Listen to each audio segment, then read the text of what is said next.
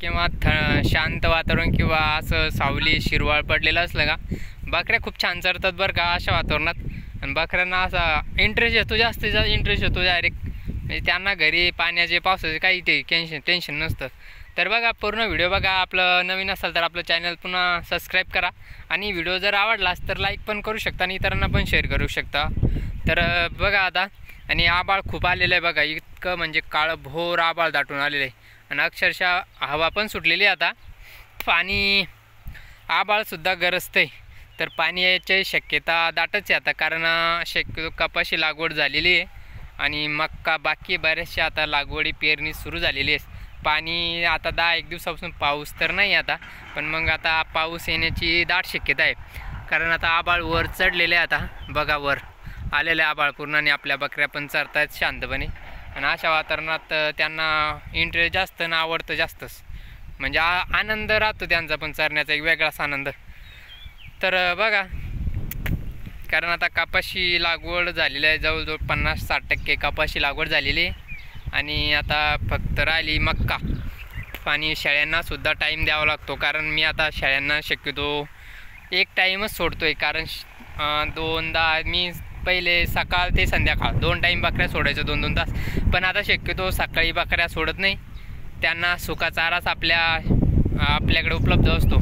कारण सकाळी बाकीचे कामं असतात, पेरणीचे शेतातले कामं असल्यामुळे आपल्या बकरीचं सोडण्याचं काही विशेष येत नसतो. कारण आपलं शेळ्यांना अशी सवय लावून ठेवलेली आहे, त्यांना जाग्यावर जरी असल्या खुट्यावर बांधलेल्या तरी त्यांना सुक्या चाऱ्यावर त्या व्यवस्थित राहतात, खातात. आणि सोडल्या रानात किंवा शेतात ओढ्या नाल्यानं जरी सोडल्या तरी त्या चरायला मस्त येतात आणि चरतात. त्यामुळे बकऱ्यांना अशी सवय पाहिजे आपल्या. फक्त एकलखुरी सवय किंवा एकच खायचं सोडायचं तर सोडायचंच, अशा सवयी आपल्या शेळ्यांना लावायच्या नाही कधीच. काय होतं माहिती आहे का, एखाद्या वेळेस आपल्याला अडीअडचणी असतात, काही कामं असतात किंवा आपल्याला बाहेर गावी जायचं असतं. जर शेळ्या जर बांधलेल्या असल्या तर भलत्या वरडतात, ब्या ब्या ब्या करतात नुसतेच. तर डोकं उठून जातं डायरेक्ट, म्हणजे डोकं दुखायला लागतं, वरडतात. पण आपल्या शेळ्या तसं काही नसतं. सुका चारा जरी दिवसभर टाकला ना, मस्त मक्काचा भुसा, तुरी भुसा, हरभरा भुसा, कुट्टी, हिवाळी मक्काची कुट्टी केलेली आपण, बाकी काहीच नाही केलेलं. त्यामुळं एवढं आपण टेन्शन घेत नसतो शेळीपालनात. आपलं शेळीपालन एवढं म्हणजे हाय लेवलचं किंवा प्रोफेशनल किंवा लेटेस्ट असं आपण शेळीपालन करत नाही. साधारण सिंपल कमी खर्चात आणि जे आहे ते आपल्याकडे त्यावर आपण शेळीपालन करत असतो. ही छोटी सुरुवात आहे. अजून तर दिवाळीनंतर आपल्याला खूप शेळ्या वाढवायचं आहे आणि आपल्याला व्यवस्थित करायचं आहे. तरी पण आपण जास्त खर्च जाणार नाही होत, नॉर्मलच जे आहे ते.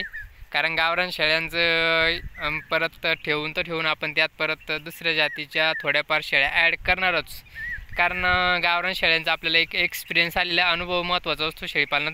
आपण तर पहिले अनुभव घेतलेला आहे आता, त्यामुळं काही विषय नाही. आपण आता दुसऱ्या शेळ्या जरी आपल्या गोठ्यात आणल्या किंवा आपल्या घरी आणल्या तरी आपल्याला ते व्यवस्थित मॅनेज करू शकतो त्या शेळ्यांनासुद्धा, आणि व्यवस्थित संगोपन करू शकतो, आहे की नाही.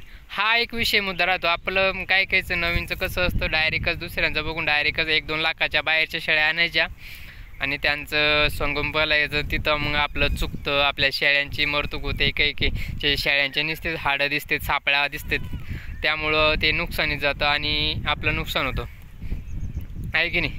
त्यामुळं आपला गावरान शेळ्यावर आपल्या बघा कोणत्याही शेळ्या असल्या ना त्या भागातल्या त्या शेळ्या गावरान असतात. काठेवाडी गुजरातची गावरानी किंवा बाकीच्या जर बिटल असेल त्या बिटल कुठली, ती पंजाबची कुठली, आता तिथलची ती गावरान शेळी. आपल्याकडे ही गावरान शेळी, त्या लंब्या कानाच्या तिकडच्या गावरान, आपल्याकडच्या आखूड कानाच्या आपल्या गावरान.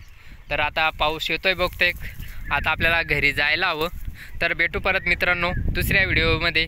तोपर्यंत सर्वांना बाय बाय. काळजी घ्या पाण्या पावसाची, शेळ्यांची आणि तुमचीसुद्धा काळजी घ्या. तुम्ही सुखी तर शेळ्या पण सुखी, तुम्ही सुरक्षित शेळ्यासुद्धा सुरक्षित. तर बाय बाय, भेटू परत.